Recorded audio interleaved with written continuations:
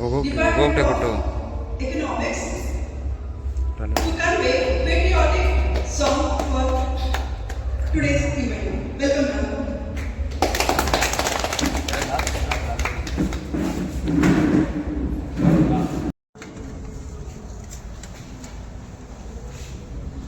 ಎಂತ ಅಂದ ಎಂತ ಚಂದ ಶಾರದಮ್ಮ ನಿನ್ನ ನೋಡಲೆರಡು ಕಣ್ಣು ನನಗೆ ಸಾಲದಮ್ಮ. ಎಂತ ಅಂದ ಎಂತ ಚಂದ ಶಾರದಮ್ಮ ನಿನ್ನ ನೋಡಲೆರಡು ಕಣ್ಣು ನನಗೆ ಸಾಲದಮ್ಮ. ಫೋಟೋ ಇನ್ನು ಇನ್ನು ನೋಡುವ ಆಸೆ ಬಂದಿತಮ್ಮ. ಇನ್ನು ಇನ್ನು ನೋಡುವ ಆಸೆ ಬಂದಿತಮ್ಮ. ಇನ್ನು ಕೋಟಿ ಜನ್ಮ ಬರಲಿ ನನಗೆ ಸಾಲದಮ್ಮ. ಅಭಯ ಹಸ್ತ ನೋಡಿ ಜೀವನು ನೀಡಮ್ಮ. ನಿನ್ನ ಪಾದ ಕಮಲದಲ್ಲಿ ಶಿರವು ಬಾಗಿತಮ್ಮ. ಎಂತ ಅಂದ ಎಂತ ಚಂದ ಶಾರದಮ್ಮ ನಿನ್ನ ನೋಡಲೆರಡು ಕಣ್ಣು ನನಗೆ ಸಾಲದಮ್ಮ. ಎಂತ ಶಕ್ತಿ ನಿನ್ನಲ್ಲಿದೆಯೋ ಶಾರದಮ್ಮ. ಎಂತ ಶಕ್ತಿ ನಿನ್ನಲ್ಲಿದೆಯೋ ಶಾರದಮ್ಮ. ನಿನ್ನ ನೋಡಿ ಮಾಡುವ ಆಸೆ ನನಗೆ ಬಂದಿತಮ್ಮ. ರತ್ನದಂತ ಮಾತುಗಳನ್ನೇ ಆಲಿಸಮ್ಮ. ಒಳ್ಳೆ ರಾಗ ಭಾವ ಭಕ್ತಿ ತುಂಬಿ ಹಾಡಿಸಮ್ಮ. ಎಂತ ಅಂದ ಎಂತ ಚಂದ ಶಾರದಮ್ಮ ನಿನ್ನ ನೋಡಲೆರಡು ಕಣ್ಣು ನನಗೆ ಸಾಲದಮ್ಮ. ಅಲ್ಲಿ ಇಲ್ಲಿ ಓಡ ಮನಸ್ಸು ನನ್ನದಮ್ಮ. ಅಲ್ಲಿ ಇಲ್ಲಿ ಓಡ ಮನಸ್ಸು ನನ್ನದಮ್ಮ. ಬೇಗ ಬಂದು ನೆಲೆಸು ಇಲ್ಲಿ ಶಾರದಮ್ಮ. ಅಲ್ಲಿ ಇಲ್ಲಿ ಓಡ ಮನಸ್ಸು ನನ್ನದಮ್ಮ. ಬೇಗ ಬಂದು ನೆಲೆಸು ಇಲ್ಲಿ ಶಾರದಮ್ಮ. ಬೇರೆ ಏನು ಬೇಕು ಎಂದು ಕೇಳಿದಮ್ಮ.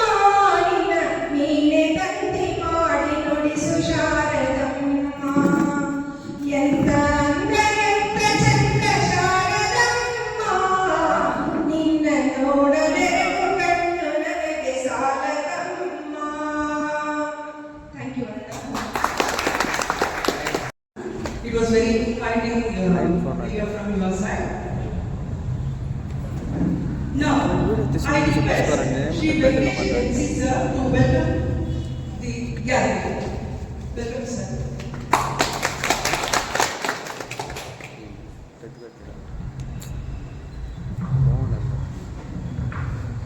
ಎಲ್ಲರಿಗೂ 79ನೇ ಸ್ವತಂತ್ರ ದಿನಾಚರಣೆಯ ಶುಭಾಶಯಗಳು. ಈ ಒಂದು 79ನೇ ಸ್ವತಂತ್ರ ದಿನಾಚರಣೆಯನ್ನ ನಾವು ಇವತ್ತು ಕಾಲೇಜಿನಲ್ಲಿ ಹಮ್ಮಿಕೊಂಡಿದ್ದೀವಿ. ಇವತ್ತು ದೇಶದಾದ್ಯಂತ ಈ ಒಂದು ಸ್ವತಂತ್ರ ದಿನಾಚರಣೆಯನ್ನ ಅತ್ಯಂತ ವಿಜೃಂಭಣೆಯಿಂದ ಮನೆ ಮನಗಳಲ್ಲಿ ಈ ಒಂದು ಆಚರಣೆಯನ್ನ ಮಾಡ್ತಾ ಇದ್ದಾರೆ.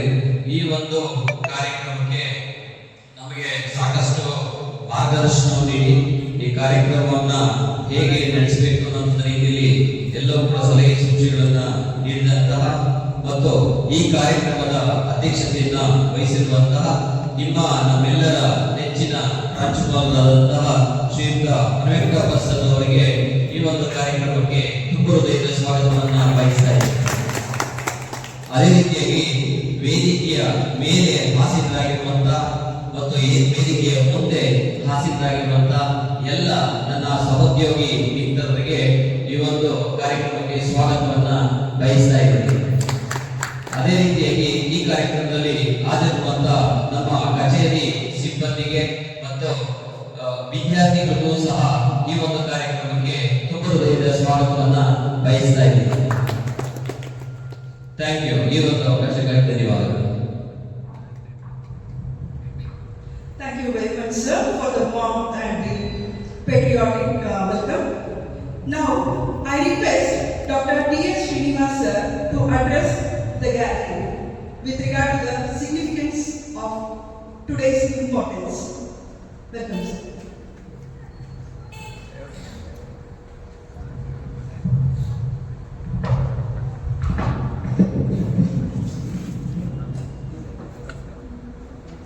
ಫುಲ್ಲಿ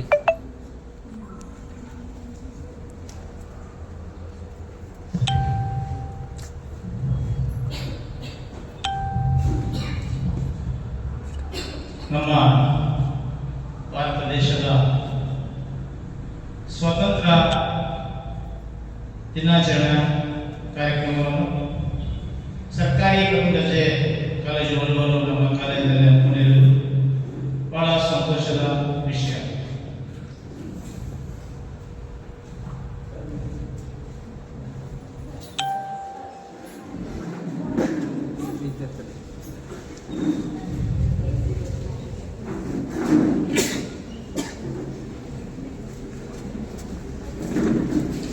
ಆತ್ಮೀಯರೇ, ಈ ಕಾರ್ಯಕ್ರಮದ ನಮ್ಮ ಕಾಲೇಜಿನ ಗೌರವಾನ್ವಿತ ಪ್ರಾಂಶುಪಾಲರಾದಂತಹ ಡಾಕ್ಟರ್ ಜಿ ವೆಂಕಟಪ್ಪ ಸರ್ ಅವರಿಗೆ ಈ ಕಾರ್ಯಕ್ರಮಕ್ಕೆ ಅಧ್ಯಕ್ಷತೆ ವಹಿಸಿದ್ದಾರೆ.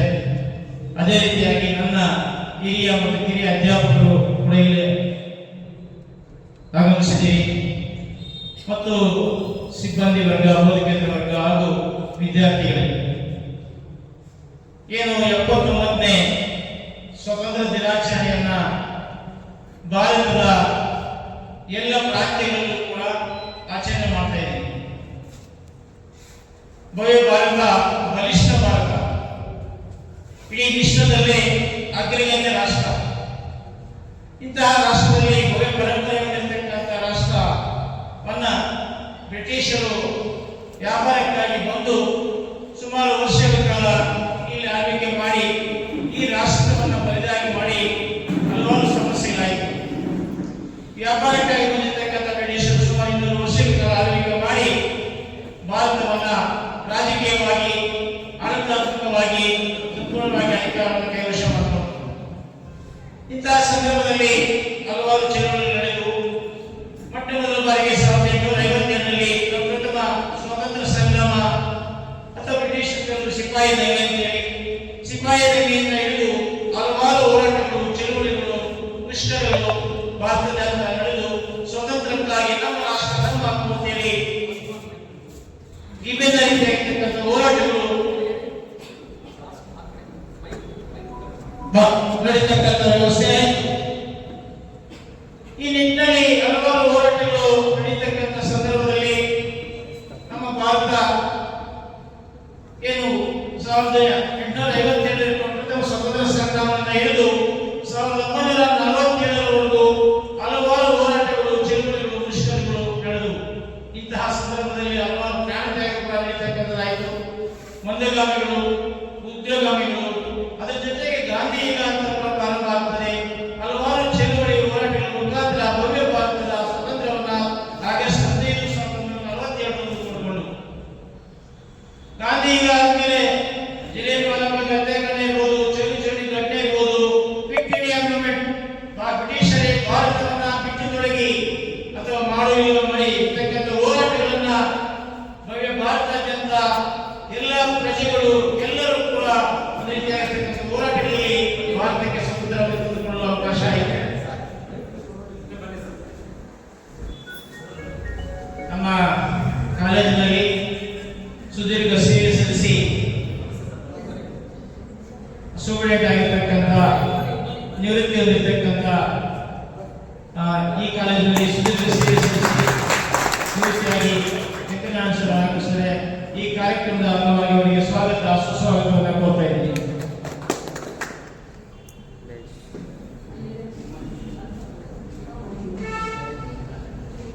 ಆಗಸ್ಟ್ 15, 1947ರಲ್ಲಿ ಸ್ವತಂತ್ರ ಪಡೆದಿರ್ತಕ್ಕಂಥ ಭವ್ಯ ಭಾರತ ಹಲವಾರು ಹೋರಾಟ ಚಳವಳಿಗಳಾಯಿತು. ಆದ್ಮೇಲೆ 47ರಲ್ಲಿ ಸ್ವತಂತ್ರ ಪಡೆದ ಮೇಲೆ ಭಾರತಕ್ಕೆ ಎಂತ ಕಾನೂನು ಬೇಕು ಅಂತಕ್ಕಂಥದ್ದು ಚಿತ್ರವಾಗಿರ್ತಕ್ಕಂಥ ಭವ್ಯ ಭಾರತವನ್ನು ಒಕ್ಕೂಟ ಭಾರತವನ್ನಾಗಿ ಮಾಡಬೇಕು ಅಂತ ಹೇಳಿ 1947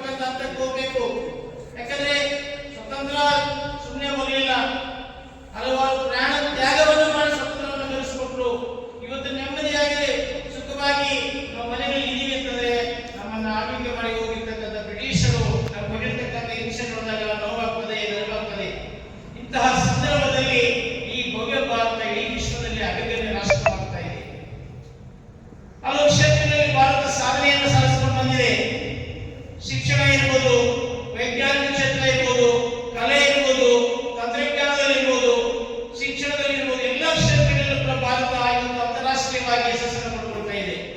ಆರ್ಥಿಕ ಕ್ಷೇತ್ರದಲ್ಲಿ ಇರ್ಬೋದು, ವಿಶ್ವದಲ್ಲಿರ್ತಕ್ಕಂಥ ಅಂತಾರಾಷ್ಟ್ರೀಯ ಸಂಬಂಧಗಳು, ವಿದೇಶಗಳಿಗೆ ತೆಗೆದುಕೊಂಡಾಗ ರಾಷ್ಟ್ರ ನಡುವೆ ಸ್ನೇಹ, ಸಂಬಂಧ, ವ್ಯಾಪಾರ, ವಾಣಿಜ್ಯ ಒಪ್ಪಂದ ಎಲ್ಲ ಕ್ಷೇತ್ರಗಳಲ್ಲೂ ಕೂಡ ಬಲಿಷ್ಠ ಭಾರತ ಆಗ್ತಾ ಇದೆ. 2047 ಭಾರತ ಮುಂದುವರೆದಿರುವ ರಾಷ್ಟ್ರ ಆಗುವುದಕ್ಕೆ ಎಲ್ಲ ಯೋಜನೆಗಳು ಕೂಡ ಭಯೋಪಾದಲ್ಲಿ ಒಪ್ಪಿಕೊಳ್ತಾ ಇದೆ. ಅದರಿಂದ ಇಲ್ಲಿ ನಾವು ವಿದ್ಯಾರ್ಥಿಗಳಾಗಿರ್ತಕ್ಕಂಥ ನೀವು ಏನು ಈ ರಾಷ್ಟ್ರದ ಪ್ರಜೆಗಳಾಗಿರ್ತಕ್ಕಂಥ ಭವ್ಯ ಭಾರತದ ಪ್ರಜೆಗಳು ಭಾರತಕ್ಕೆ ಘನತೆ ಗೌರವವನ್ನು ಕಾಪಾಡಿಕೊಂಡು ಬರಬೇಕು. ಭಾರತದ ಹಿರಿಮೆಯನ್ನು ನಾವು ಸಾಧಿಸಿಕೊಂಡು ಬರಬೇಕು. ನಮ್ಮಲ್ಲಿರ್ತಕ್ಕಂಥ ಪ್ರತಿಭಾವಂತರಿದ್ದೀರಿ, ವಿವಿಧ ರೀತಿಯಾಗಿರ್ತಕ್ಕಂಥ ಕ್ಷೇತ್ರಗಳಲ್ಲಿ ತಮ್ಮದೇ ಆಗಿರ್ತಕ್ಕಂಥ ಪರಿಣಿತಿ ಹೊಂದಿರತಕ್ಕಂಥ ಪ್ರಜೆಗಳಿರ್ಬೋದು, ರೈತರಿರ್ಬೋದು, ಅಥವಾ ವಿಜ್ಞಾನಿಗಳಿರ್ಬೋದು, ಅಥವಾ ಅಧಿಕಾರಶಾಹಿ ಇರ್ಬೋದು, ನೌಕರಶಾಹಿ ಇರ್ಬೋದು, ಹೆಚ್ಚು ಶ್ರಮವನ್ನು ವಹಿಸತಕ್ಕಂಥ ವ್ಯವಸ್ಥೆ ಭಾರತದಲ್ಲಿ ಕಂಡುಬರ್ತಾ ಇದೆ. ಅದರಿಂದ ಯುವಜನಾಂಗವಾಗಿರ್ತಕ್ಕಂಥ ನೀವು ಈ ಬಲಿಷ್ಠ ಭಾರತಕ್ಕೆ ನಿಮ್ಮ ಶ್ರಮ ಬೇಕು, ನಿಮ್ಮ ಪ್ರಯತ್ನ ಬೇಕು, ನಿಮ್ಮ ಪ್ರತಿಭೆಗಳು ಬೇಕು. ಇಡೀ ರಾಷ್ಟ್ರವನ್ನು ಅಂತಾರಾಷ್ಟ್ರೀಯ ಮಟ್ಟದಲ್ಲಿ ಉನ್ನತ ಸ್ಥಾನಕ್ಕೆ ತೆಗೆದುಕೊಳ್ಳತಕ್ಕಂತಹ ವ್ಯವಸ್ಥೆ ನಿಮ್ಮ ಪ್ರತಿಭೆಗಳನ್ನ ವಿವಿಧ ರೀತಿಯಾಗಿರ್ತಕ್ಕಂಥ ಕ್ಷೇತ್ರಗಳಲ್ಲಿ ಸ್ಕಿಲ್ ಡೆವಲಪ್ಮೆಂಟ್, ಕೌಶಲ್ಯಾಭಿವೃದ್ಧಿಯಲ್ಲಿ ನೀವು ರೂಢಿಸಿಕೊಂಡು ನೀವು ತೊಡಗಿಸಿಕೊಂಡು ರಾಷ್ಟ್ರವನ್ನ ಅಭಿವೃದ್ಧಿ ಪಥ ತೆಗೆದುಕೊಳ್ಳತಕ್ಕಂಥ ವ್ಯವಸ್ಥೆ ನಿಮ್ದಾಗಬೇಕು.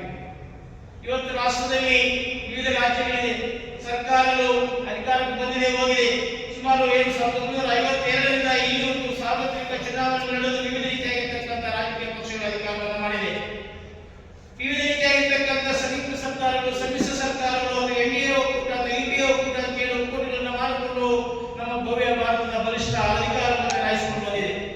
ಆದ್ಮೇಲೆ ಇವತ್ತು ನಿರುದ್ಯೋಗ ಸಮಸ್ಯೆ ಇರ್ಬೋದು, ಭ್ರಷ್ಟಾಚಾರ ಇರ್ಬೋದು, ಲಂಚಗಳ್ಳತನ ಇರ್ಬೋದು, ಅಥವಾ ಅಧಿಕಾರಶಾಹಿ ರಾಜಕಾರಣಗಳಿರ್ತಕ್ಕಂಥದ್ದು ಇರ್ಬೋದು, ಇವತ್ತು ಮಹಿಳೆಯರ ರಕ್ಷಣೆ ಬಗ್ಗೆ ಇರ್ಬೋದು, ಇವತ್ತು ವಿಷಯದ ಬಗ್ಗೆ ಎತ್ತ ಸಾಕಣೆ, ಎಲ್ಲ ವಿಷಯಗಳನ್ನ ಪ್ರತಿಯೊಬ್ಬ ಭಾರತೀಯ ಯೋಚನೆ ಮಾಡ್ತಕ್ಕಂಥದ್ದು, ಭಾರತದ ಶಾಂತಿ ವ್ಯವಸ್ಥೆ ಕಾಪಾಡ್ಕೊಂಡು ಬರ್ತಕ್ಕಂಥದ್ದು, ಬಲಿಷ್ಠ ಭಾರತವನ್ನು ವಿಶ್ವದ ಮಟ್ಟದಲ್ಲಿ ಅಭಿವೃದ್ಧಿ ಆಗ್ತಕ್ಕಂಥದ್ದು, ಎಲ್ಲರೂ ಶ್ರಮಿಸ್ತಕ್ಕಂಥದ್ದು ನಮ್ಮ ಮುಂದೆ ಹಲವಾರು ಸವಾಲುಗಳು ವಿಷಯಗಳಿಗೆ.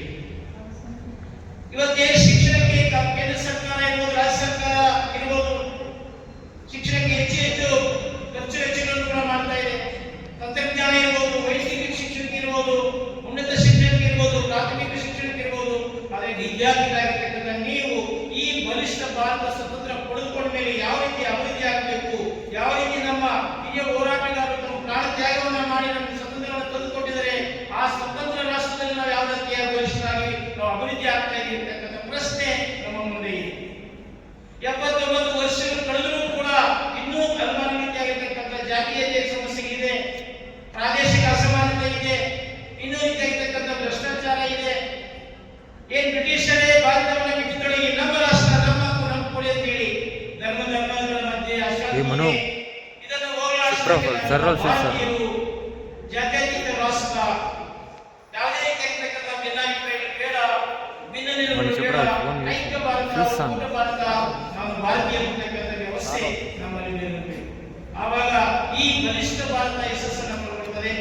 ಅದರಿಂದ ಎಲ್ಲ ವಿದ್ಯಾರ್ಥಿಗಳಾಗಿರ್ತಕ್ಕಂಥ ನಮ್ಮ ರಾಷ್ಟ್ರದಲ್ಲಿ ಘನತೆ ಗೌರವ ಕಾಪಾಡಿಕೊಂಡು ನೀವು ಒಳ್ಳೆಯ ಉನ್ನತ ವಿದ್ಯಾಭ್ಯಾಸವನ್ನು ಪಡ್ಕೊಂಡು ಈ ರಾಷ್ಟ್ರಕ್ಕೆ ನೀವು ಒಂದು ಪ್ರತಿಭೆಗಳನ್ನು ತೋರಿಸಿ ರಾಷ್ಟ್ರ ಅಭಿವೃದ್ಧಿ ತಗೊಂಡು ಹೋಗ್ಬೇಕು ಅಂತೇಳಿ ಮನವರಿಕೆ ಮಾಡಿಕೊಳ್ತಾ ನನ್ನ ಭಾಷಣವನ್ನು ಮುಗಿಸ್ತಾ ಇದ್ದೀನಿ.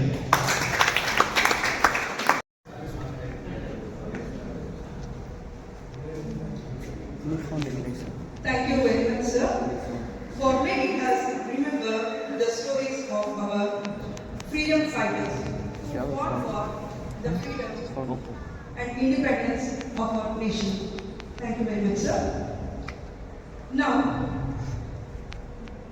we will listen to some inspiring words from our respected principal, sir, who will share his thoughts on the significance of this day.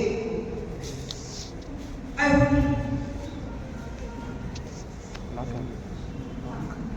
I take this opportunity to welcome Shankar Narayan sir, Superintendent of this college. Sir, it's our pleasure that you are today here and we would like to have some inspirational thoughts on this significance.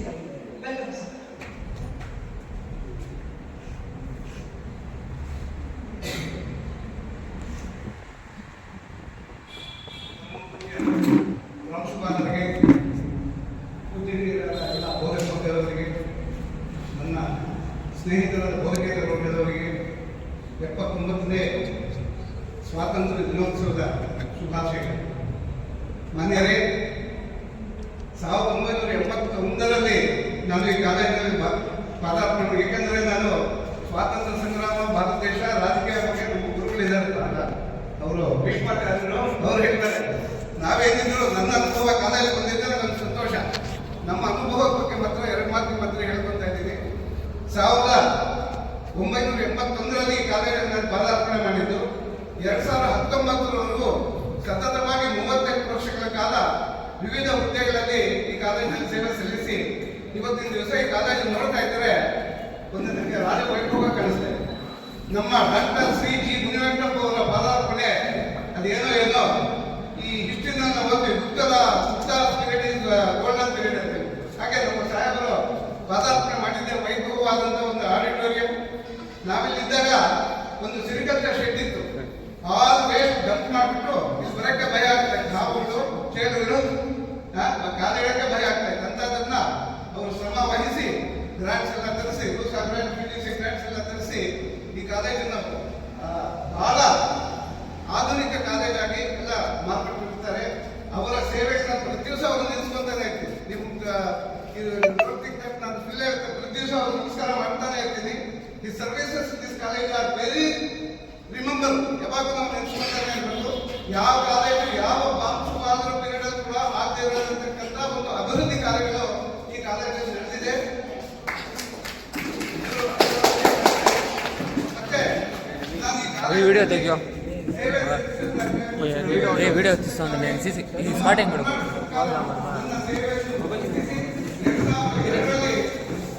మీకు వచ్చారండి అమ్మ నువ్వు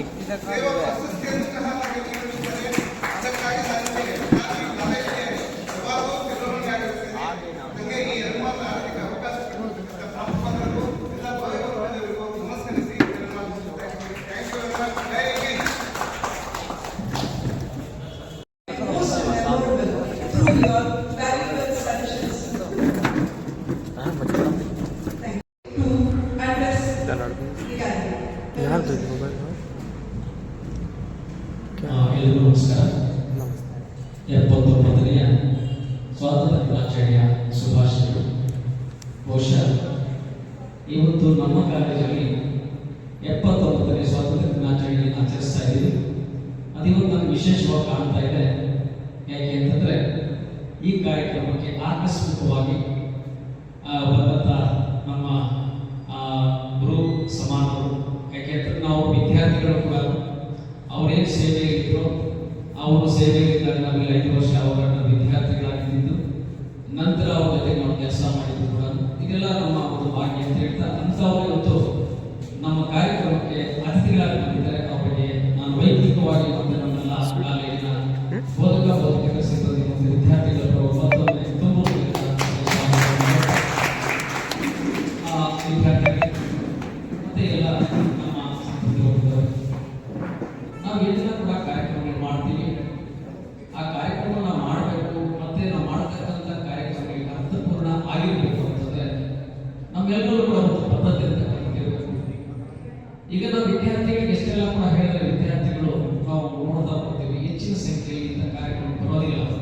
ನಾವು ಗೊತ್ತಿದೆ, ಇವತ್ತು ನಾವು ವಿದ್ಯಾರ್ಥಿಗಳಾಗಿದ್ದಾಗಲೂ ಕೂಡ ನಾವು ಬಹಳ ಆಸಕ್ತಿಯಿಂದ ಉತ್ಸುಕತೆಯಿಂದ ನಾವು ಬರ್ತಾ ಇದ್ವಿ, ಆದರೆ ಎಲ್ಲರೂ ಬರ್ತಾ ಇಲ್ಲ. ಇವತ್ತು ಅದೇ ಕಾಣ್ತಾ ಇಲ್ಲ. ಯಾಕೆಂದ್ರೆ ರಾಷ್ಟ್ರೀಯ ಹಬ್ಬಗಳ ಬಗ್ಗೆ ನಾವು ವಿದ್ಯಾರ್ಥಿಗಳನ್ನು ಬಿಟ್ಟು ಈ ನಾವುಗಳ ಬಗ್ಗೆ ನಾವು ಮಾತಾಡೋದ್ರೂ ಕೂಡ ಇಲ್ಲ, ನಮಗೂ ಕೂಡ ಇದ್ರ ಬಗ್ಗೆ ಆಸಕ್ತಿ ಇಲ್ಲ. ಯಾಕೆಂತಂದ್ರೆ ನಾವು ಸುತ್ತೋಲೆ ಕಳಿಸ್ತೀವಿ, ಮತ್ತೆ ವಾಟ್ಸಪ್ ಅಲ್ಲಿ ಹಾಕಿರ್ತೀವಿ. ನಾವೇ ನಮ್ಮ ಬೆಸ್ಟ್ಗಳ ಟೈಮ್ಗೆ ಬರದೆ ಇದ್ದಾಗ ಇನ್ನು ವಿದ್ಯಾರ್ಥಿಗಳ ಬಗ್ಗೆ ನಾವು ಮಾತಾಡ್ತಕ್ಕಂಥದ್ದು ಅಷ್ಟು ಸಮಂಜಸ ಇರಲಿ. ಬಟ್ ನಮ್ಮ ಜವಾಬ್ದಾರಿಗಳೇನು ಅನ್ನೋದನ್ನ ನಾವು ಎಚ್ಚೆತ್ತುಕೊಂಡು ನಾವು ಕರೆಕ್ಟಾಗಿ ನಮ್ಮಲ್ಲಿ ಸಮಯ ಪಾಲನೆ, ಏನಾದರೂ ಒಂದು ಕಾರ್ಯಕ್ರಮವನ್ನು ಹಮ್ಮಿಕೊಂಡಂಥ ಸಂದರ್ಭದಲ್ಲಿ ಎಲ್ಲರೂ ಕೂಡ ಸಮಯಕ್ಕೆ ನಾವು ಮುಂದು ನೀವು ಮುಂದು ಅಂತ ನಾವಿರಬೇಕು. ನಾವೆಲ್ಲರೂ ಕೂಡ ಅದನ್ನು ನಾವು ಕಲ್ತ್ಕೊಳ್ಳೋಣ ಅಂತ ಹೇಳ್ತಾ, ಈಗಾಗಲೇ ನಮ್ಮ TS ಅವರು ಬಹಳ ಚೆನ್ನಾಗಿ ಹೇಳಿದ್ದಾರೆ. ಬಟ್ ಏನು ಅಂತಂದ್ರೆ ಈಗ ನಾವು ಪಡ್ಕೊಂಡಿದ್ದೀವಿ, ಆಚರಣೆ ಮಾಡ್ತಾ ಇದ್ದೀವಿ, ಇದು ಸೆಕೆಂಡರಿ.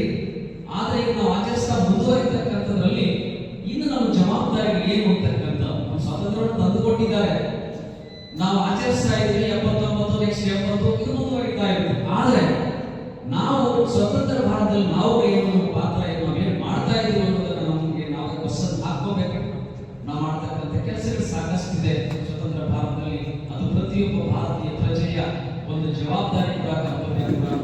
ಬಟ್ ನಮ್ಮ ಕರ್ತವ್ಯಗಳನ್ನ ನಾವು ನಿಭಾಯಿಸತಕ್ಕ ಕಡೆ ನಾವು ಸಾಗೋಣ ಅಂತ ಹೇಳ್ಬಿಟ್ಟು ಮತ್ತೆ ಈ ನಮ್ಮ ಜವಾಬ್ದಾರಿಗಳನ್ನ ನಾವು ಶ್ರದ್ಧಾಭಕ್ತಿಯಿಂದ ನಿರ್ವಹಿಸೋಣ ಅಂತ ಹೇಳ್ತಾ ನಾವು ಅದರಂತೆ ನಾವು ಸಾಗೋಣ. ಮತ್ತೆ ನಮ್ಮ ಶ್ರೀನಿವಾಸ್ ಅವರು ಹೇಳಿದ್ರು ಇದೇನು ಒಂದು ಬಲಿಷ್ಠ ಭಾರತ ಅಂತೇಳಿ.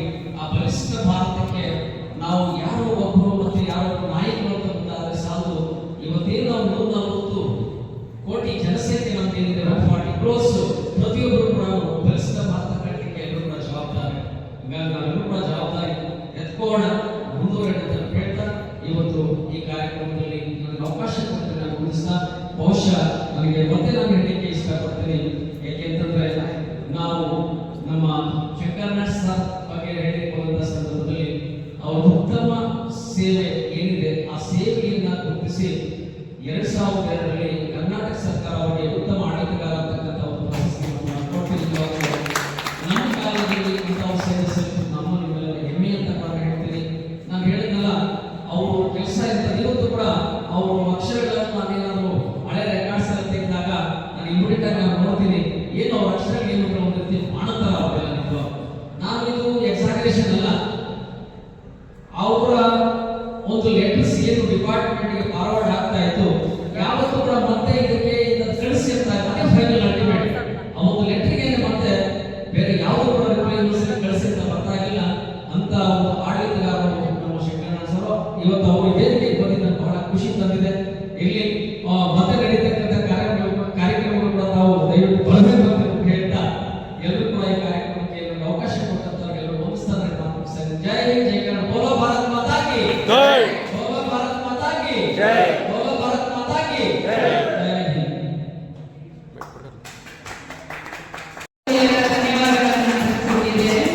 ಹಾಗೂ ವಾಣಿಜ್ಯ ಶಾಸ್ತ್ರ ವಿಭಾಗದ ಮುಖ್ಯಸ್ಥರಾದಂತಹ ಹಾಗೂ ಸಹ ಪ್ರಾಧ್ಯಾಪಕರಾದಂತಹ ನಾರಾಯಣ್ ಪ್ರಸನ್ನ ಸರ್ ಅವರಿಗೂ ಸಹ ಈ ಕಾರ್ಯಕ್ರಮದ ಪರವಾಗಿ ಧನ್ಯವಾದಗಳು.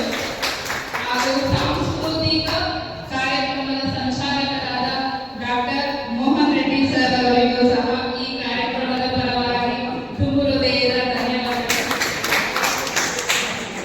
ಹಾಗೂ ಡಾಕ್ಟರ್ ವಸುಂಧರಾ ಮೇಡಮ್ ಅವರಿಗೂ ಸಹ ಈ ಕಾರ್ಯಕ್ರಮದ ಪರವಾಗಿ ಧನ್ಯವಾದಗಳು. ಬಾಟನಿ ಡಿಪಾರ್ಟ್ಮೆಂಟ್ನ ನವೀನಾ ಮೇಡಮ್ ಅವರಿಗೂ ಸಹ ಕಾರ್ಯಕ್ರಮದ ಪರವಾಗಿ ಧನ್ಯವಾದಗಳು. ಹಾಗೂ ವಾಣಿಜ್ಯ ಶಾಸ್ತ್ರ ವಿಭಾಗದ ಸಹ ಪ್ರಾಧ್ಯಾಪಕರಾದ ಶಶಿಕಲಾ ಮೇಡಮ್ ಅವರಿಗೂ ಸಹ ಈ ಕಾರ್ಯಕ್ರಮದ ಪರವಾಗಿ ಧನ್ಯವಾದಗಳು. ಅಚ್ಚುಕಟ್ಟಾಗಿ ನಿರೂಪಣೆಯನ್ನ ಮಾಡಿದಂತಹ ಗ್ರಂಥಪಾಲಕರಾದ ಪುಷ್ಪಲತಾ ರೆಡ್ಡಿ ಮೇಡಮ್ ಅವರಿಗೂ ಸಹ ಈ ಕಾರ್ಯಕ್ರಮದ ಪರವಾಗಿ ಧನ್ಯವಾದಗಳು. ಸುಶೀಲಮ್ಮ ಅವರಿಗೂ ಸಹ ಈ ಕಾರ್ಯಕ್ರಮಕ್ಕೆ ತುಂಬು ಹೃದಯದ ಧನ್ಯವಾದಗಳನ್ನ ಅರ್ಪಿಸುತ್ತೇನೆ. ಹಾಗೆ ಶಂಕರ್ ಅವರಿಗೂ ಸಹ ಈ ಕಾರ್ಯಕ್ರಮಕ್ಕೆ ತುಂಬು ಹೃದಯದ ಧನ್ಯವಾದಗಳು. ಹಾಗೆ ನಾರಾಯಣಪ್ಪ ಸರ್ ಅವರಿಗೂ ಮುನಿವೇಂದ್ರ ಪ್ರಸಾದ್ ಅವರಿಗೂ ಸಹ ಈ ಕಾರ್ಯಕ್ರಮದ ಪರವಾಗಿ ಧನ್ಯವಾದಗಳು. ಹಾಗೆ ಪಾಲಾಕ್ಷ ಅವರಿಗೂ ಸಹ ಈ ಕಾರ್ಯಕ್ರಮಕ್ಕೆ ತುಂಬು ಫೋಟೋ? ಹೃದಯದ ಧನ್ಯವಾದಗಳನ್ನ ಫೋಟೋ ಅರ್ಪಿಸುತ್ತೇನೆ. ಹಾಗೂ ಈ ಕಾರ್ಯಕ್ರಮಕ್ಕೆ ಸೊಬಗನ್ನ ನೀಡಿದಂತಹ ಎಲ್ಲ ನನ್ನ ನೆಚ್ಚಿನ ವಿದ್ಯಾರ್ಥಿಗಳಿಗೂ ಸಹ ಈ ಕಾರ್ಯಕ್ರಮದ ಪರವಾಗಿ ಧನ್ಯವಾದಗಳು.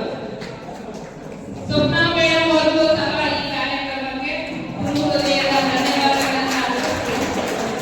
Thank you.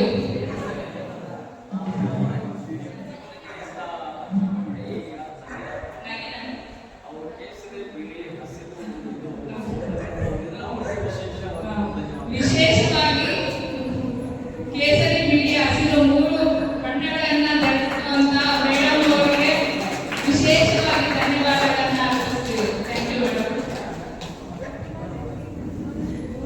ಫಂಕ್ಷನ್ అయిపోయాక వచ్చిందా ಕಟ್ಬಿಡ ಸರ್. ಯಾರ್ದಿದ್ದ ಹೋಗಿ ಕೊಟ್ಬಿಡೋಗ